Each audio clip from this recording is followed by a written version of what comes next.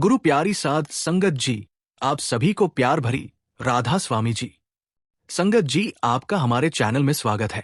हम आपके लिए रोजाना सत्संग साखियां लाते रहते हैं। रोजाना सुनने के लिए चैनल को सब्सक्राइब जरूर करें और इस वीडियो को अंत तक पूरा देखें। 31 जुलाई 2025 को कनाडा में बाबा जी द्वारा संगत के साथ किए गए नए परमार्थ से भरे गहरे और विस्तृत सवाल जवाब।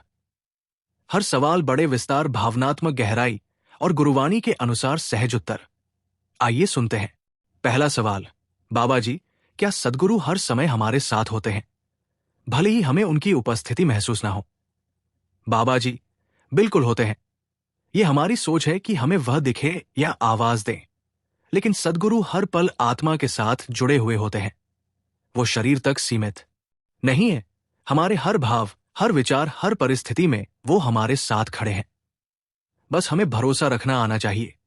जैसे एक मां छाया की तरह अपने बच्चे के पीछे रहती है, वैसे ही सद्गुरु हमारी आत्मा की रक्षा में लगे रहते हैं, चाहे हम ध्यान करें या ना करें। दूसरा सवाल, बाबा जी, जीवन में इतने उतार चढ़ाव क्यों आते हैं? कभी सुख, कभी दुख। क्या ये कर्म है या प्रभु की इच्छा? बाबा जी, ये दोनों हैं। जो हम बोते हैं वही तो काटते हैं। ये हमारे कर्म है। लेकिन कभी कभी प्रभु हमारी भलाई के लिए भी कठिन रास्ते चुनते हैं, ताकि हमारी आत्मा मजबूत हो। जैसे एक शिक्षक बच्चे को कठिन सवाल देता है ताकि वो आगे बढ़े, वैसे ही प्रभु हमें साधन देते हैं। भले ही वह दिखने में कठिनाई लगे, हमें देखना है कि उसमें से क्या सीखना है। तीसरा सवाल, बाबा जी, अगर कोई प्रेम से भक्ति करता है लेकिन नियम पूरे नहीं निभा पाता, तो क्या वो जुड़ सकता है? बाबा जी, प्रेम बहुत बड़ी चीज है, लेकिन प्रेम अगर सच्चा है तो वो अपने आप हमें अनुशासन की ओर ले जाता है। नियम कोई बोझ नहीं है, वो तो साधन है हमारे भक्ति पथ को साफ रखने के लिए। अगर प्रेम में सच्चाई है तो धीरे धीरे आत्मा खुद नियम निभाने के लिए प्रेरित होगी। सद्गुरु उस प्रयास को जरूर स्वीकार करते हैं। अगला सवाल एक भाई ने पूछा, बाबा जी, जब हम भजन में बैठते हैं तो मन बार बार इधर उधर की बातें सोचता रहता है, कभी भविष्य की चिंता, कभी बीते हुए पल। क्या इसका मतलब यह है कि हमारी भक्ति सच्ची नहीं है? क्या मन का भटकना हमारी श्रद्धा में कमी दिखाता है? बाबा जी का उत्तर, बिल्कुल नहीं। मन का भटकना आपकी श्रद्धा की कमी नहीं, बल्कि मन की पुरानी आदतों की मजबूती को दर्शाता है। बाबा जी ने फरमाया, भक्ति का मतलब ये नहीं कि मन हर समय शांत ही रहेगा।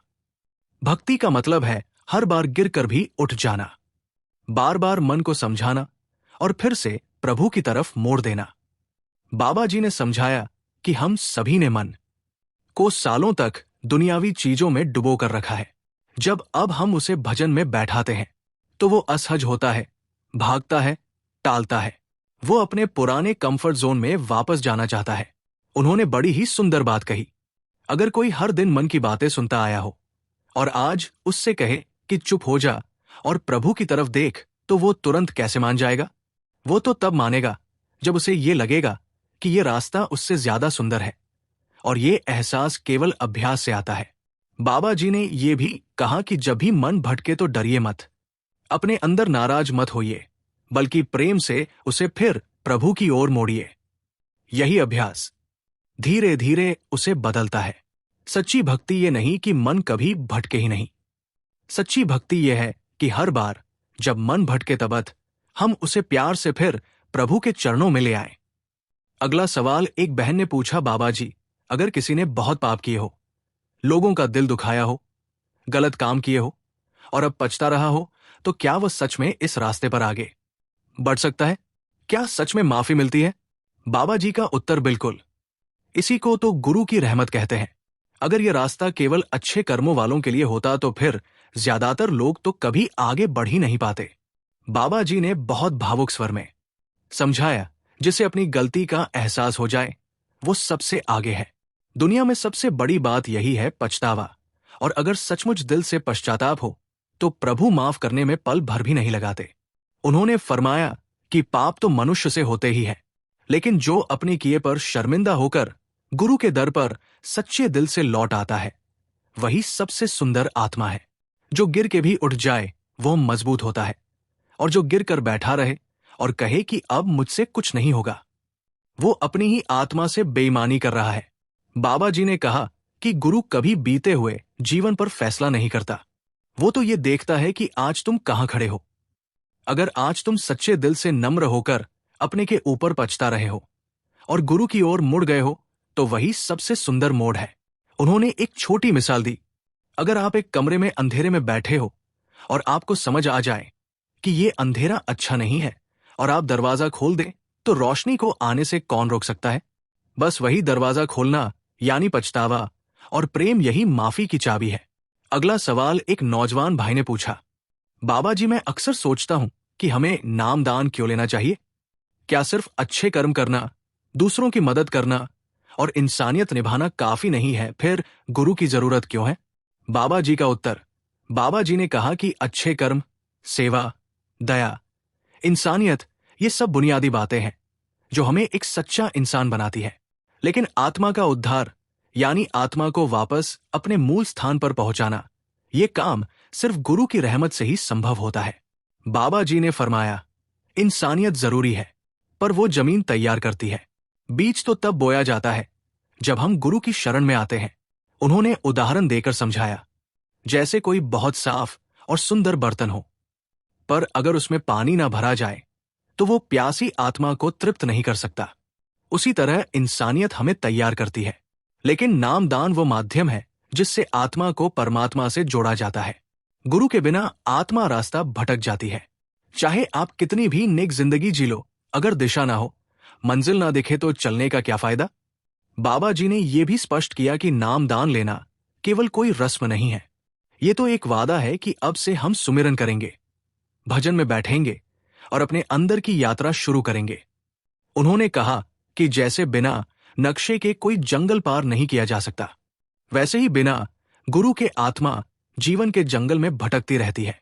गुरु वो नक्शा है, वो रोशनी है, वो आवाज है जो हमें बाहर की दुनिया से निकालकर अंदर के सत्य की ओर ले जाती है। अगला सवाल एक बुजुर्ग भाई ने बहुत भावुक होकर पूछा, बाबा जी, जीवन में बहुत कुछ किया, बहुत झूठ भी बोले, बहुत भ्रम में जिया, पर अब बुढ़ापे में जब जिंदगी का सूरज डूब रहा है तो एक ही डर सताता है, क्या मालिक माफ कर देगा? क्या इतनी उम्र बाद भी उसके चरणों में जगह मिलेगी? बाबा जी ने बहुत धीरे और करुणा से उत्तर दिया, भाई साहब, मालिक इंसान की नीयत देखता है, बीती हुई जिंदगी नहीं। अगर दिल से सच्चे मन से पछतावा है और अब भी हम उसकी तरफ कदम बढ़ा रहे हैं, तो वो कभी दरवाजा बंद नहीं करता। हमारी जिंदगी का हर एक पल एक नया मौका है, अपने आप को सुधारने का, मालिक से जुड़ने का। इस बुढ़ापे को एक वरदान समझो, क्योंकि अब सब शांत हो गया है और मन टिकने लगा है। ये समय है अपने प्रभु को पुकारने का। वो बहुत दयालु है, वो माफ भी करेगा और अपनाएगा भी। बस एक वचन दो, अब से झूठ नहीं, भ्रम नहीं, सिर्फ प्रेम, श्रद्धा और सुमिरन। सारी संगत बिल्कुल शांत हो गई। उस बुजुर्ग भाई की आंखों में आंसू थे, लेकिन अब डर नहीं था, एक संतोष था कि मालिक ने सुन लिया। अगला सवाल एक बहन ने भावुक होकर पूछा, बाबा जी, अगर हम रोज सुमिरन करते हैं, सेवा करते हैं, किसी का बुरा नहीं सोचते, फिर भी जिंदगी में दुख, बीमारी, धोखा और तकलीफें आती है, क्यों? क्या ये सब हमारे लिए जरूरी है? क्या ये हमारी परीक्षा है? बाबा जी का उत्तर। बाबा जी ने बहुत ही शांत और गंभीर स्वर में जवाब दिया, बेटा, दुख और तकलीफें जीवन का हिस्सा है। ये केवल आपके साथ नहीं हो रही है, संसार में हर आत्मा किसी ना किसी स्तर पर संघर्ष कर रही है, चाहे वो अमीर हो या गरीब, जवान हो या बुजुर्ग। फर्क बस इतना है कि हम उन्हें कैसे देखते हैं। बाबा जी ने समझाया कि जब हम सेवा, सुमिरन और भक्ति करते हैं, तो उसका मतलब ये नहीं कि हमारे जीवन से सारी मुश्किलें मिट जाएंगी। गुरु हमें संघर्षों से बचाने नहीं आए हैं, बल्कि हमें उन संघर्षों में मजबूत बनाना सिखाने आए हैं। सुमिरन हमें परिस्थितियों से ऊपर उठना सिखाता है। हम रोना छोड़ते हैं और समझने लगते हैं कि ये सब उस मालिक की योजना है हमें मजबूत बनाने के लिए। बाबा जी ने कहा कि जब तक पुराने कर्मों का हिसाब खत्म नहीं होता, तब तक शरीर को उसकी प्रतिक्रिया भुगतनी ही पड़ती है। लेकिन फर्क यह आता है कि जिसे गुरु की शरण मिल गई हो, वो उन तकलीफों में भी अंदर से टूटा नहीं होता। वो जानता है ये भी बीत जाएगा, गुरु मेरे साथ है, सच्चा सुमिरन करने वाला तकलीफों से नहीं डरता, वो उन्हें स्वीकार करता है क्योंकि उसे यकीन होता है कि ये सब मालिक की मंजूरी से हो रहा है। बाबा जी ने एक बड़ी प्यारी बात कही, जो तकलीफें तुम्हें तोड़ने के लिए आई थी, वही तकलीफें तुम्हें प्रभु के और करीब ले जाती है, अगर तुम गुरु को ना छोड़ो। उन्होंने ये भी कहा कि जब दुख आए तो उन्हें शिकायत की तरह मत देखो, बल्कि सीढ़ी की तरह देखो, जो तुम्हें आत्मिक ऊंचाई की ओर ले जा रही है। अगला सवाल एक बुजुर्ग भाई ने भावनाओं में भरकर पूछा, बाबा जी उम्र बहुत हो गई है, अब ज्यादा देर बैठा नहीं जाता, ध्यान नहीं लगता, शरीर भी साथ नहीं देता, कभी लगता है कि अब कुछ नहीं हो सकता। क्या इतनी उम्र में भी आत्मिक तरक्की संभव है? क्या मालिक अभी मुझे स्वीकार करेगा? बाबा जी का उत्तर बाबा जी ने बहुत प्रेम भरे स्वर में कहा, बिल्कुल क्यों नहीं, जब तक सांस है तब तक आस है। मालिक के दरबार में देर हो सकती है, लेकिन अंधेर नहीं होता। उन्होंने कहा कि मालिक कभी उम्र नहीं देखता, वो तो भाव देखता है, नियत देखता है। जब बच्चा देर से भी माँ को पुकारे तो माँ क्या कहती है, अब क्यों आए नहीं माँ, तो उसे सीने से लगा लेती है। उसी तरह मालिक भी तो माँ से बढ़कर है। बाबा जी ने एक बड़ी प्यारी बात कही, अगर एक जीवन भर दुनियादारी में उलझा इंसान अपनी अंतिम घड़ियों में भी प्रेम से मालिक को पुकार ले तो मालिक उसे यूं पकड़ लेते हैं जैसे माँ बिछड़े हुए बच्चे को बाहों में भर लेती है। उन्होंने समझाया कि आत्मिक तरक्की में शरीर की शक्ति नहीं बल्कि मन की सच्चाई और प्रेम चाहिए। अगर तुम 10 मिनट भी प्रेम से बैठ जाओ तो वो 10 घंटे से ज्यादा मूल्यवान है। उन्होंने ये भी कहा कि भजन में बैठना मुश्किल हो तो भी सुमिरन तो कर सकते हो, चाहे आप बिस्तर पर हो, चाहे कुर्सी पर, चाहे चल रहे हो। सुमिरन की ताकत समय, उम्र या शरीर की हालत नहीं देखती। बाबा जी ने एक सुंदर मिसाल दी, अगर एक दिया धीरे धीरे बुझ रहा हो लेकिन अंत में भी उसकी लौ मालिक का नाम जपे तो वो अंधकार को मिटा सकता है। अंत में उन्होंने बड़ी कोमलता से कहा, आप बस प्रेम से पुकारिए। उम्र नहीं देखी जाती वहां सिर्फ दिल की सच्चाई देखी जाती है, और अगर दिल सच्चा हो तो मालिक पल भर में उम्र भर के फासले मिटा देता है। अगला सवाल, बाबा जी क्या सेवा करने से कर्म करते हैं? बाबा जी, सेवा करने से मन की गंदगी साफ होती है। जब हम निस्वार्थ भाव से सेवा करते हैं तो हमारा मैं थोड़ा थोड़ा खत्म होता है, और जब मैं मिटने लगता है तभी आत्मा जागने लगती है। कर्मों का हिसाब तो पूरा चुकता होगा, लेकिन सेवा और सुमिरन से आत्मा को ताकत मिलती है सहने की, समझने की। अगला सवाल, बाबा जी क्या गुरु को हमसे कोई उम्मीद होती है? बाबा जी, गुरु कोई व्यापार नहीं करते, वो बस हमें प्रेम करते हैं। लेकिन हाँ, हर माता पिता को अपने बच्चे से उम्मीद होती है कि वो अच्छा बने, संस्कार सीखे, आगे बढ़े। वैसे ही गुरु चाहते हैं कि हम आत्मिक रूप से जागे, ध्यान करें, प्रेम करें और दूसरों के लिए कुछ करें। उनकी बस यही उम्मीद होती है कि हम अपने असली स्वरूप को पहचानें। अगला सवाल एक युवक ने गंभीर स्वर में पूछा, बाबा जी जब हम ये समझ जाते हैं कि ये दुनिया माया है, सब नश्वर है, तो फिर मन क्यों बार बार इन्हीं चीजों की तरफ खींचता है? क्यों हम जानकर भी मोह, आकर्षण और इच्छाओं में फंस जाते हैं? क्या ये हमारी कमजोरी है?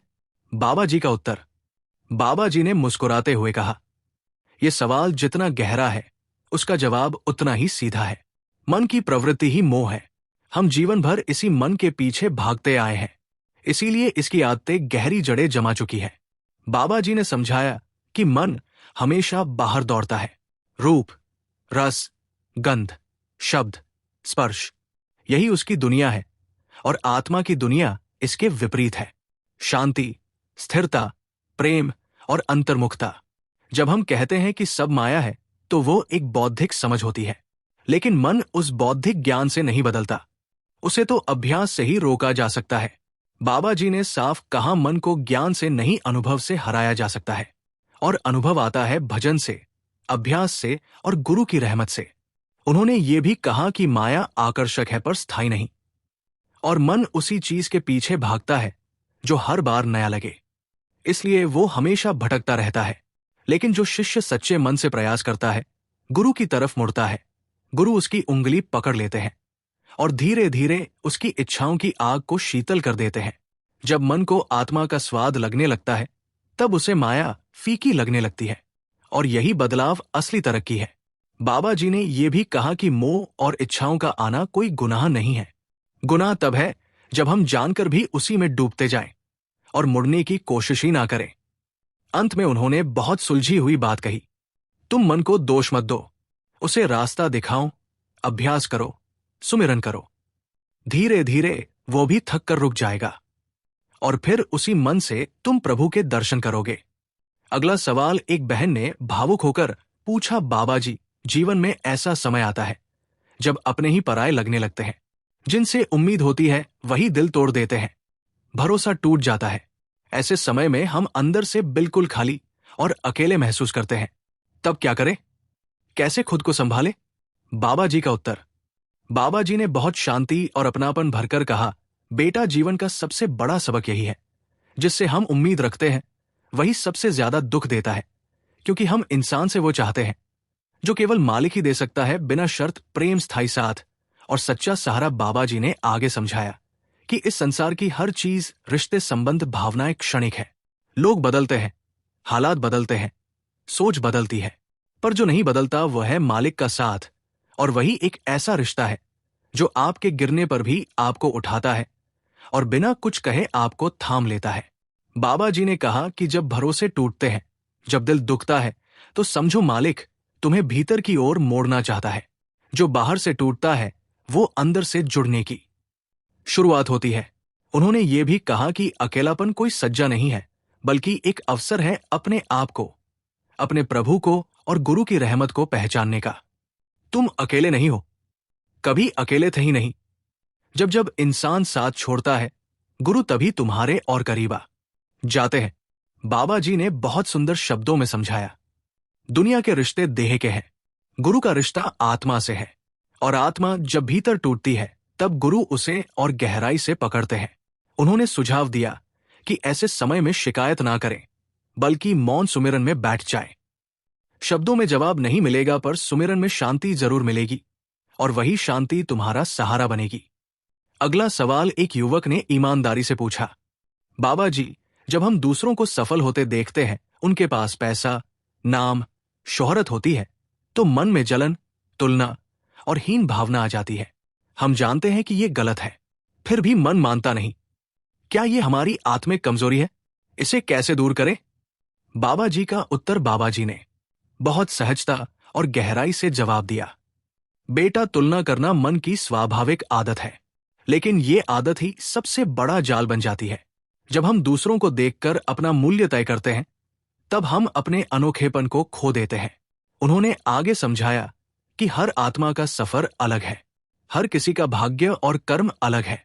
अगर आप आम के पेड़ से सेब की उम्मीद रखोगे तो दुखी होगा, और अगर सेब को देखकर आम खुद को कमतर समझे तो ये उसके फल की तौहीन होगी। बाबा जी ने बहुत सुंदर बात कही, जब हम जलन महसूस करते हैं, तब असल में हम अपने अंदर की कमी को बाहर देख रहे होते हैं। दूसरों की तरक्की से खुश होना सीखो, क्योंकि हर आत्मा मालिक की बनाई एक खास तस्वीर है, सबका अपना रंग, अपनी दिशा। उन्होंने समझाया कि हीन भावना या ईर्ष्या तभी आती है जब हम आत्मा से नहीं, मन से सोचते हैं। आत्मा को किसी से प्रतिस्पर्धा नहीं होती, क्योंकि आत्मा जानती है कि जो कुछ है प्रभु की कृपा से है। बाबा जी ने सुझाव दिया कि जब भी तुलना या जलन का भाव आए, तो तुरंत अपने अंदर पूछो, क्या मुझे वाकई वही चीज चाहिए, या मुझे सिर्फ इतना चाहिए कि मैं मालिक के करीब रहूं। फिर उन्होंने गहराई से कहा, जो अपने मन को शांत कर लेता है, उसे दूसरों की सफलता प्रेरणा लगती है ना कि जलन, और जो हर किसी की सफलता में मालिक की कृपा देखता है, वो भीतर से मजबूत होता है। उन्होंने एक मिसाल दी, अगर बगीचे में हर फूल दूसरे फूल से जलने लगे तो सुंदरता मिट जाएगी, पर जब हर फूल खुद को प्रभु का रंग माने, तभी बगीचा खिलता है।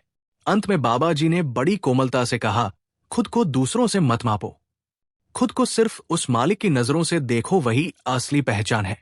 अगला सवाल एक सज्जन ने शांत भाव से पूछा, बाबा जी, अगर सब कुछ पहले से तय है, जब मृत्यु, रिश्ते, कर्म, सुख दुख, तो फिर हमारा प्रयास, हमारी मेहनत, हमारी दुआएं क्या बदल सकती हैं? फिर क्या सच में कुछ बदलता है, या हम केवल एक नाटक का हिस्सा है जो पहले से लिखा जा चुका है? बाबा जी का उत्तर। बाबा जी ने बहुत सूझबूझ और गहरी सहजता से कहा, बेटा, ये सच है कि कर्मों का लेखा पहले से बना होता है, लेकिन इसका ये मतलब नहीं कि हम कठपुतली हैं। इंसान को जो सबसे बड़ी नेमत मिली है वो है चुनाव की आजादी। उन्होंने समझाया कि हमारा भूतकाल यानी हमारे पूर्व कर्म हमारे वर्तमान जीवन की स्थिति तय करते हैं। जैसे हम कहाँ जन्म लेंगे, किन हालातों में, किन रिश्तों में। लेकिन हमारा वर्तमान व्यवहार और दृष्टिकोण तय करता है कि हम उस परिस्थिति को कैसे जीते हैं।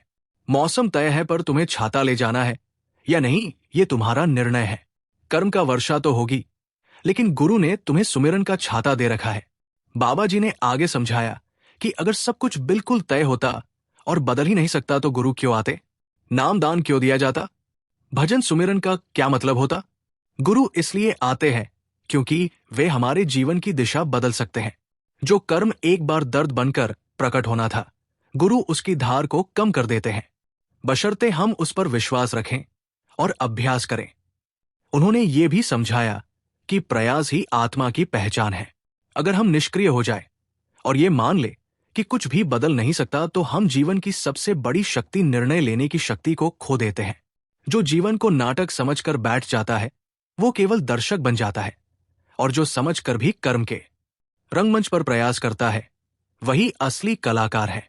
बाबा जी ने यह भी कहा कि प्रभु ने कर्म का नियम बनाया, लेकिन उसके ऊपर रहमत का दरवाजा भी खोला, और गुरु उस दरवाजे की कुंजी है। अंत में उन्होंने गहरी बात कही, सिर्फ हालात तय है, हौसले तुम्हारे अपने हैं, और जब तुम गुरु की रहमत से हौसले के साथ चलोगे तो वही लिखा हुआ भी तुम्हारे लिए रहमत बन जाएगा। अगला सवाल एक युवा बहन ने बड़े भावुक स्वर में पूछा, बाबा जी, जब हम सच्चे मन से भक्ति करते हैं तो कभी कभी लगता है कि भीतर बहुत कुछ बदल रहा है। मन शांत होता है, प्रेम महसूस होता है, लेकिन फिर कुछ समय बाद वही मन फिर भटकने लगता है। गुस्सा, चिंता, चिढ़ सब कुछ वापस आ जाता है। क्या इसका मतलब है कि हमारी तरक्की नहीं हो रही? क्या ये पीछे जाना है? बाबा जी का उत्तर। बाबा जी ने बहुत ही कोमल और गहरे स्वर में कहा, बेटा, आत्मिक तरक्की कोई सीधी रेखा में चढ़ने वाला ग्राफ नहीं है। ये एक उतार चढ़ाव वाली यात्रा है, कभी ऊपर कभी नीचे, लेकिन अगर नियत सच्ची हो तो दिशा हमेशा मालिक की ओर होती है। उन्होंने कहा कि भक्ति में यह बहुत स्वाभाविक है कि कभी कभी मन शांत होता है, गहराई में उतरता है, और फिर कभी वो पुराने संस्कारों, पुराने विचारों में वापस चला जाता है। जिस तरह कोई गंदा कुआं साफ किया जाता है तो पहले नीचे की गंदगी ऊपर आती है, उसी तरह जब आत्मा भीतर जाती है तो मन की सारी पुरानी परतें बाहर आने लगती है। बाबा जी ने समझाया कि ये कोई गिरावट नहीं है, बल्कि ये संकेत है कि अंदर सफाई हो रही है। उन्होंने ये भी कहा कि भक्ति में भावनाएं तो आती जाती रहेंगी, कभी प्रेम में डूब जाना, कभी बिखर जाना, पर महत्व इस बात का है कि आप रुके नहीं। जो गिरकर भी बार बार उठता है वही असली शिष्य होता है, और जो हर बार हार मान ले उसने अभी गुरु की पकड़ को पहचाना ही नहीं। बाबा जी ने समझाया कि जो प्रेम, शांति और भीतर का बदलाव कभी कभी महसूस होता है वो कोई भ्रम नहीं होता, वो सच है, पर उसे स्थायी बनाने के लिए भक्ति में निरंतरता, धैर्य और विनम्रता चाहिए। जिस बीज ने अंकुर लिया है वो पेड़ जरूर बनेगा, बस समय, पानी और देखभाल चाहिए। उन्होंने कहा कि जब मन फिर से पुराने स्वरूप में लौटता है तो निराश मत होइए, ना घबराइए। ये केवल एक आंतरायिक प्रक्रिया है। जैसे मौसम बदलता है वैसे ही मन भी अपनी चाल से चलता है। अंत में बाबा जी ने बहुत सुंदर शब्दों में समझाया, प्रेम अगर सच्चा हो तो वो हर भटकाव के बाद और गहरा और स्थिर बनता है, और जो गुरु से जुड़ गया हो उसका गिरना भी मालिक की ओर लौटने का ही हिस्सा होता है। अगला सवाल एक युवक ने पूछा, बाबा जी, मैं बहुत कोशिश करता हूं कि अपने विचारों पर काबू पा सकूं, लेकिन बार बार नकारात्मक सोच आ जाती है, मन को कैसे नियंत्रित करूं? बाबा जी ने बेहद प्यार से जवाब दिया, बेटा, मन को जबरदस्ती रोकने की कोशिश मत करो। ये मन जितना जबरदस्ती रोकोगे उतनी ही ज्यादा ताकत से उछलता है। विचारों पर काबू पाने का सबसे सरल तरीका है ध्यान को धीरे धीरे उस दिशा में मोड़ना जहां आप जाना चाहते हो। बाबा जी बोले, मान लो कमरे में अंधेरा है, अब अगर आप अंधेरे को हटाना चाहो तो क्या करोगे? क्या हाथ से अंधेरा हटाओगे? नहीं ना, आप बस एक दिया जला दो, अंधेरा अपने आप भाग जाएगा।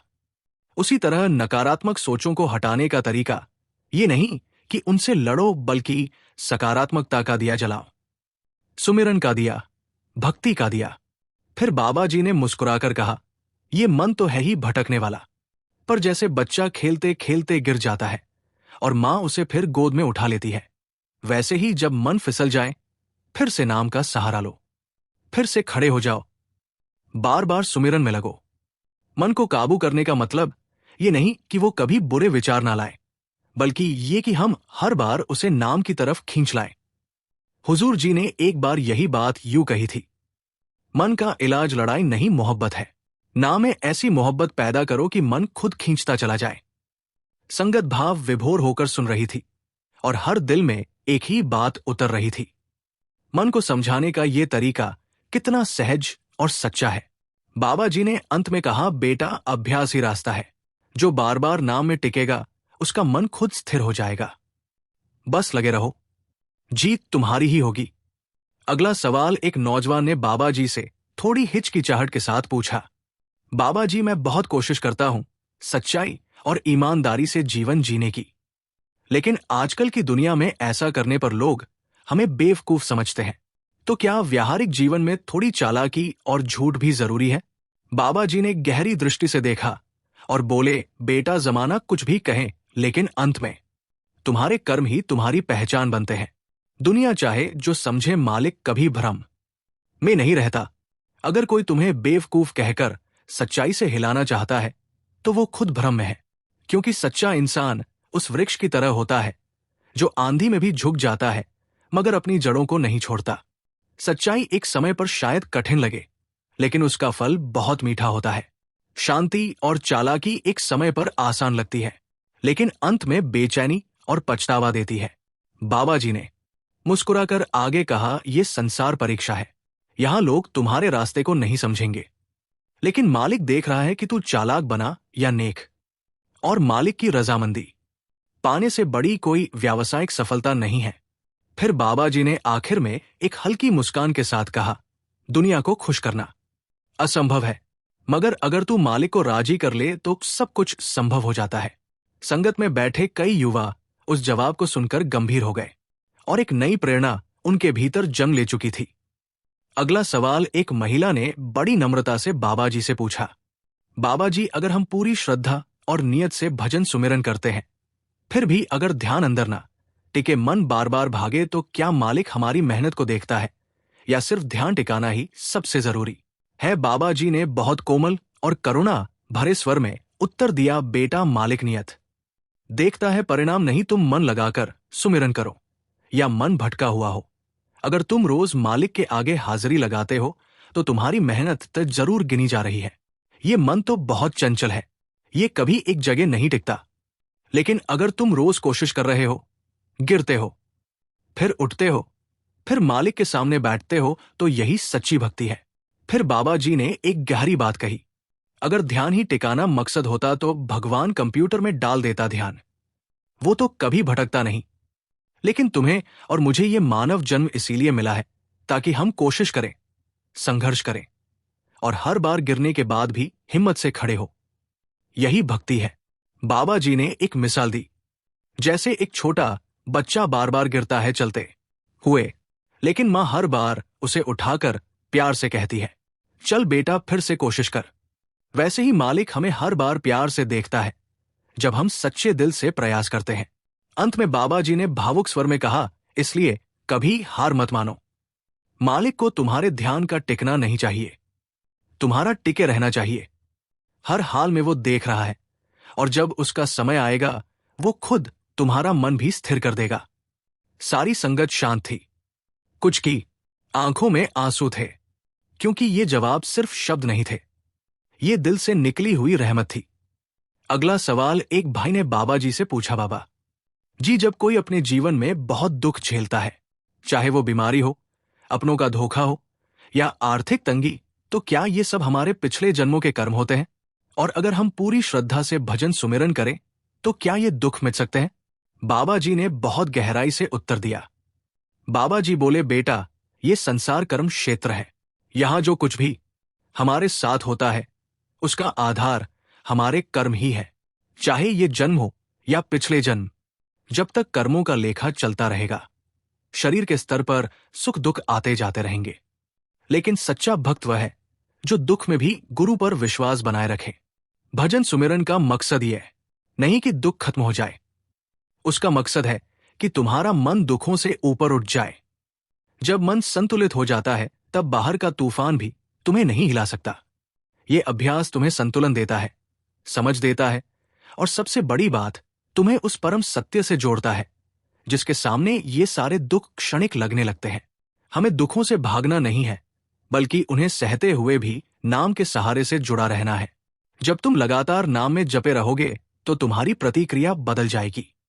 दुख तुम्हारे जीवन में होंगे, लेकिन तुम्हारे भीतर की शांति को छू नहीं पाएंगे। फिर बाबा जी ने मुस्कुराकर कहा, दुख हमारे कर्मों का हिस्सा है, लेकिन उन्हें सहन करने की ताकत वो गुरु देता है। और अगर कोई उस ताकत के साथ जुड़ जाए तो समझो उसने जीवन का असली रास्ता पकड़ लिया। सारी संगत उस गहराई को सुनकर कुछ देर तक बिल्कुल शांत हो गई। अगला सवाल एक युवक ने बाबा जी से पूछा, बाबा जी, जब हम दुनिया में रहते हुए एक सच्चे गृहस्थ बनते हैं, मेहनत करते हैं, बच्चों की जिम्मेदारियां निभाते हैं, तो क्या ये सभी भजन सुमिरन का ही हिस्सा है या सिर्फ बैठकर ध्यान करना ही सुमिरन है? बाबा जी ने मुस्कुराते हुए उत्तर दिया, बिल्कुल बेटा, जब हम मन लगाकर ईमानदारी से अपने फर्ज निभाते हैं तो वो भी एक तरह की सेवा और सुमिरन ही है। गुरु कभी ये नहीं चाहते कि तुम सारी दुनिया छोड़कर जंगल चले जाओ। गुरु ये चाहते हैं कि तुम परिवार में रहकर दुनिया के साथ जुड़े रहकर भी अंदर से उनके साथ जुड़े रहो। जैसे कोई कर्मचारी ऑफिस में काम करता है पर मन उसके अपने परिवार में होता है, उसी तरह तुम भी ये सब करते हुए मन अपने मालिक में रख सकते हो। हर कर्म अगर प्यार और सेवा की भावना से किया जाए तो वो साधना बन जाता है। खाना बनाना भी सेवा है अगर उसमें सच्ची भावना हो, बच्चों को पालना भी सेवा है अगर वो जिम्मेदारी और प्रेम से किया जाए। लेकिन इसका मतलब ये नहीं कि बैठकर ध्यान की जरूरत नहीं। ध्यान तो वो मुख्य समय है जहां आप मालिक से सीधा जुड़ते हो। जैसे मोबाइल चार्ज करना जरूरी है, वैसे ही ध्यान जरूरी है। और बाकी दिन भर के काम जैसे वो चार्ज किए हुए मोबाइल का उपयोग, वो आपकी सेवा है, आपकी जिंदगी का हिस्सा है। इसलिए बेटा, संतुलन जरूरी है, बाहर भी और अंदर भी। पूरी संगत इस जवाब को सुनकर गहराई में चली गई। बाबा जी की हर बात जैसे सीधे दिल में उतर रही थी। अगला सवाल एक बुजुर्ग सेवादार ने भावुक होकर पूछा, बाबा जी, उम्र बहुत हो गई है, अब सेवा की ताकत भी नहीं रही। हाथ पैर जवाब दे रहे हैं। कई बार लगता है कि शायद अब मैं आपके काम का नहीं रहा। क्या मालिक को अब भी हमारी जरूरत है? बाबा जी ने गहरी दृष्टि से देखा और बड़ी भावुकता से जवाब दिया, सेवा ताकत की नहीं, भावना की बात होती है। जब बच्चा छोटा होता है तो वो घर में कुछ नहीं करता, लेकिन फिर भी माता पिता उसे सबसे ज्यादा प्यार करते हैं, क्योंकि उनका प्रेम उस बच्चे की मासूमियत से जुड़ा होता है। उसी तरह मालिक का प्रेम भी बिना शर्त होता है। अगर उम्र के कारण शरीर साथ नहीं दे रहा तो क्या हुआ? आप बैठकर सुमिरन करो, अपनी मौजूदगी से संगत को प्रेम दो, अपने अनुभव से उन्हें प्रोत्साहित करो। यह भी बहुत बड़ी सेवा है। और याद रखो, मालिक अपने बच्चों को कभी रिटायर नहीं करते। उनके पास कोई पेंशन योजना नहीं चलती। उनके लिए हर उम्र में, हर अवस्था में आप उतने ही प्यारे हो। जैसे जैसे हम बूढ़े होते हैं, शरीर से नहीं पर आत्मा से और ज्यादा पास आ जाते हैं। मालिक उस भावना को, उस जुड़ाव को देखता है, ना कि तुम्हारे सेवा के घंटे गिनता है। तुम मालिक के हो और रहोगे। और मालिक अपने किसी बच्चे को कभी काम का नहीं समझते। ये तो बस मन की एक धारणा है। सारी संगत की आंखें भर आई। कई बुजुर्ग संगत जन जो चुपचाप बैठे थे, वो बाबा जी की इस बात पर धीरे से सिर हिलाने लगे। अगला सवाल एक युवक ने बड़ी मासूमियत से पूछा, बाबा जी, आजकल बहुत लोग कहते हैं कि बिना नाम दान के भी भगवान मिल सकते हैं, तो फिर सदगुरु के पास आना, नाम लेना जरूरी क्यों है? क्या यह रास्ता ही एकमात्र रास्ता है? बाबा जी ने मुस्कुराते हुए बड़े सहज भाव से उत्तर दिया, बिल्कुल। देखो, मालिक की ओर जाने के कई रास्ते हो सकते हैं। कोई भक्ति से जाता है, कोई सेवा से, कोई ज्ञान से, पर जिसको जिस मार्ग से बुलाया जाता है वो उसी पर चलता है। अब बात नाम दान की क्यों जरूरी है? तो समझो, जैसे किसी मशीन को चलाने के लिए पासवर्ड चाहिए होता है या किसी ताले को खोलने के लिए चाबी चाहिए होती है, वैसे ही आत्मा को इस शरीर रूपी जेल से निकालकर ऊपर ले जाने के लिए एक विशेष चाबी चाहिए, और वो है नाम। नाम कोई साधारण शब्द नहीं है, ये वो ध्वनि है, वो शक्ति है जो आत्मा को खींचकर उस स्रोत तक ले जाती है जहां से वह आई है।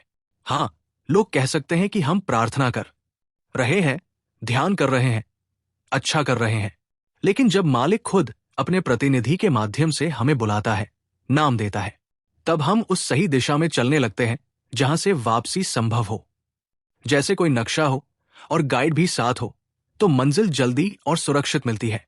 सद्गुरु वही गाइड है, बाकी सब भी अच्छे रास्ते हो सकते हैं, लेकिन अगर मंजिल तक पहुंचने का शॉर्टकट और सुरक्षित मार्ग चाहिए तो वही जो मालिक ने खुद अपने हाथ से दिखाया है। और ये बात अहंकार से नहीं कह रहे, बल्कि प्रेम से कह रहे हैं। हम तो बस ये कहते हैं कि जो मार्ग आपको जोड़ता है मालिक से वो अपनाओ, चाहे किसी भी मार्ग से हो, लेकिन एक बार चल पड़े तो बीच में मत भटकना। भरोसा रखो, श्रद्धा रखो। पूरे हाल में खामोशी थी। युवक की आंखों में चमक थी, मानो उसका रास्ता साफ हो गया हो। अगला सवाल। एक सज्जन ने बाबा जी से पूछा, बाबा जी, मन बहुत चालाक है, ये रोज नए नए बहाने ढूंढता है, हम उसे कैसे समझाएं?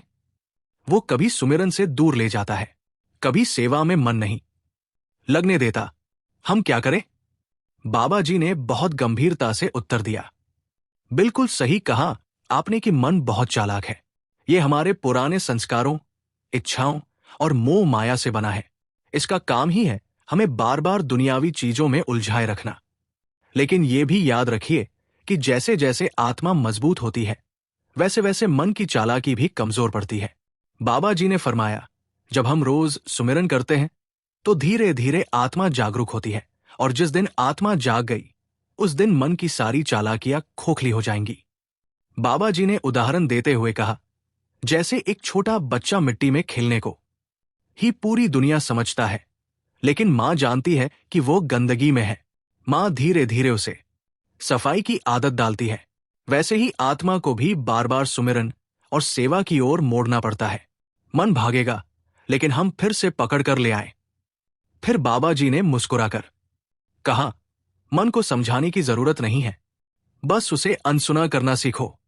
मन कहे कि अभी थक गए हो तो जवाब दो और ज्यादा करना है, कि ये सेवा छोड़ दो तो कहो अब और मन लगाकर करनी है।